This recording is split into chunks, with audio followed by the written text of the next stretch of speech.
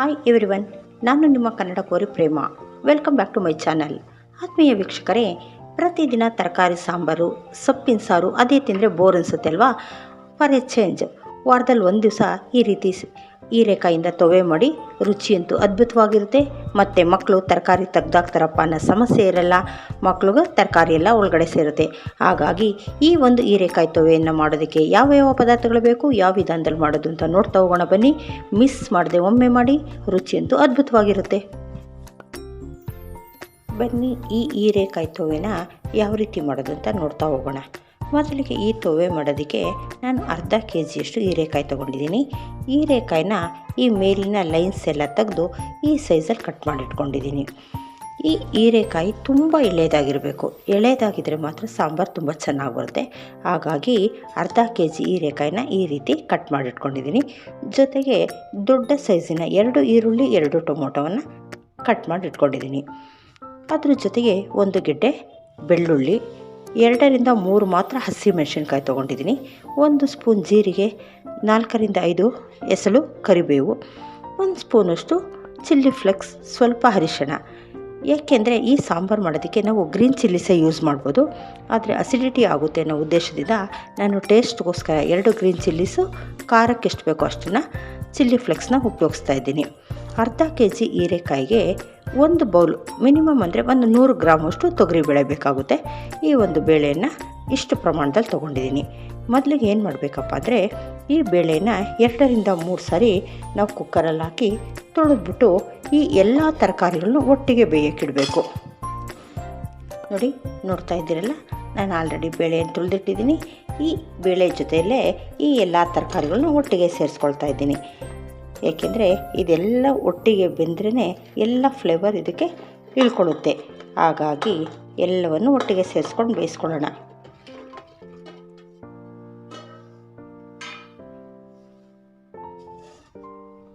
ಜೊತೆಗೆ ಅರ್ಧ ಟೀ ಸ್ಪೂನಷ್ಟು ಅರಿಶಿನ ಪೌಡರ್ ತೊಗೋತಾ ಇದ್ದೀನಿ. ಈ ಉಳಿದ ಎಲ್ಲ ಪದಾರ್ಥಗಳನ್ನ ಒಟ್ಟಿಗೆ ಸೇರಿಸ್ಕೊಳ್ಳೋಣ.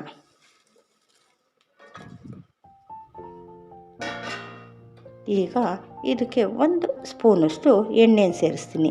ಏಕೆಂದರೆ ಬೇಳೆ ತುಂಬ ನೈಸಾಗಿ ಬೇಯುತ್ತೆ. ಹಾಗಾಗಿ ಅರಿಶಿನ ಮತ್ತು ಎಣ್ಣೆಯನ್ನು ಸೇರಿಸೋದ್ರಿಂದ ಸಾಂಬಾರು ಸಹ ಒಳ್ಳೆ ಕಲರ್ ಬರುತ್ತೆ. ಈಗ ಇದಕ್ಕೆ ಹೆಚ್ಚೇನು ನೀರು ಸೇರಿಸೋದು ಬೇಕಿಲ್ಲ, ಏಕೆಂದರೆ ಉಕ್ಕು ಬರುತ್ತೆ. ಹಾಗಾಗಿ ನಾವು ಸಾಂಬಾರು ಆಮೇಲೆ ಬೇಕಾದರೆ ನಾವು ಎಷ್ಟು ಬೇಕೋ ಅಷ್ಟು ನೀರನ್ನು ಸೇರಿಸ್ಕೊಳ್ಳೋಣ. ಈಗ ಇದು ಬೇಯೋದಕ್ಕೆ ಎಷ್ಟು ಬೇಕೋ ಅಷ್ಟು, 1 ಅರ್ಧ ಲೀಟರಷ್ಟು ನೀರು ಸಾಕಾಗುತ್ತೆ. ಈ ತರಕಾರಿಗಳೆಲ್ಲ ಮುಳುಗೋಷ್ಟು ನೀರು ಹಾಕಿದ್ರೆ ಸಾಕಾಗುತ್ತೆ.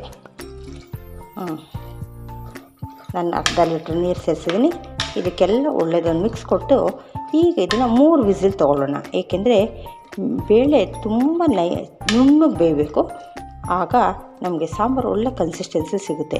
ಹಾಗಾಗಿ ಇದನ್ನು 3 ವಿಸಿಲ್ ತೊಗೊಳ್ಳೋಣ. ಬನ್ನಿ, ಈ ಕುಕ್ಕರ್ ಕೂಗೋಷ್ಟರಲ್ಲಿ ಇದಕ್ಕೊಂದು ಸಿಂಪಲ್ಲಾಗಿ ಒಂದು ಮಸಾಲ ರೆಡಿ ಮಾಡ್ಕೊಳ್ಳೋಣ. ಈ ಮಸಾಲಾಗೆ ಹೆಚ್ಚೇನು ಬೇಡ.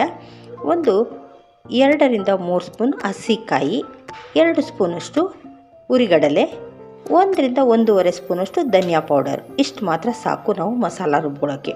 ಈಗ ಇಷ್ಟನ್ನು ಈ ಜಾರಲ್ಲಿ ಹಾಕ್ಕೊಂಡು ತುಂಬ ನುಣ್ಣದಾಗಿ ರುಬ್ಕೊಂಡು ಬರ್ತೀನಿ.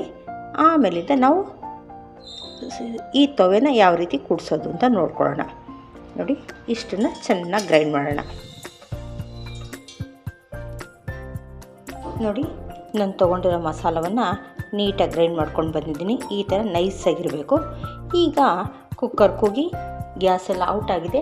ಈ ಒಂದು ಟೈಮಲ್ಲಿ ನಾವೇನು ಮಾಡಬೇಕಂದ್ರೆ, ಈ ಸ್ಮ್ಯಾಶರ್ ಸಹಾಯದಿಂದ ಈ ಹೀರೆಕಾಯಿ, ಟೊಮೊಟೊ, ಈರುಳ್ಳಿ ಎಲ್ಲವನ್ನು ಚೆನ್ನಾಗಿ ನುಣ್ಣಗೆ ಸ್ಮ್ಯಾಶ್ ಮಾಡ್ಕೊಳ್ಬೇಕಾಗುತ್ತೆ.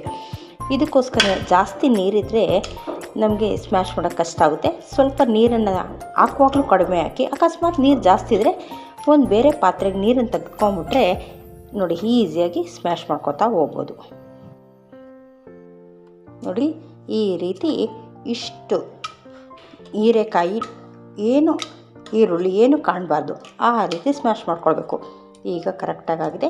ಈಗ ನಾವು ಸಾಂಬಾರನ್ನ ಕೂಡಿಸ್ಕೊಳ್ಬೋದು. ನಾನು ಸ್ಮ್ಯಾಶ್ ಮಾಡಿರೋದನ್ನೆಲ್ಲ ಬೇರೆ ಒಂದು ಪಾತ್ರೆಯಲ್ಲಿ ತೆಗೆದುಕೊಂಡಿದ್ದೀನಿ. ಈಗ ರುಬ್ಬಿಟ್ಕೊಂಡಿರೋಂಥ ಮಸಾಲಾನ ಇದಕ್ಕೆ ಸೇರಿಸ್ಕೊಳ್ಳೋಣ.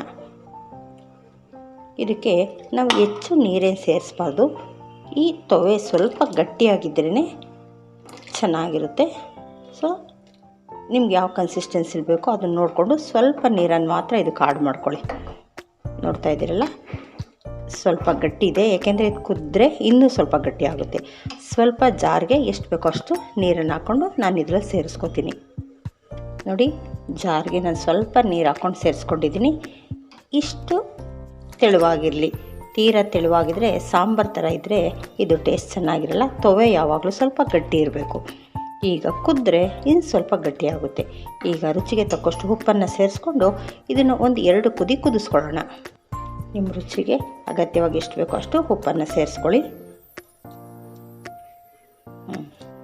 ಈಗ ಇದು ಚೆನ್ನಾಗಿ ಒಂದು 2 ಕುದಿ ಕುದಿಬೇಕಾಗುತ್ತೆ. ಆಮೇಲೆ ಇದಕ್ಕೆ ಒಳ್ಳೆಯದೊಂದು ಒಗ್ಗರಣೆ ಕೊಡೋಣ. ನೋಡಿ, ಚೆನ್ನಾಗಿ ಒಂದು 2 ಸಾರಿ ಕುದ್ದಿದೆ. ಈಗ ತವೆ ರೆಡಿಯಾಗಿದೆ. ಈಗ ನಾವು ಇದನ್ನು ಕೆಳಗಿಟ್ಟು ಇದಕ್ಕೆ ಒಳ್ಳೆಯದೊಂದು ಒಗ್ಗರಣೆ ಕೊಡೋಣ.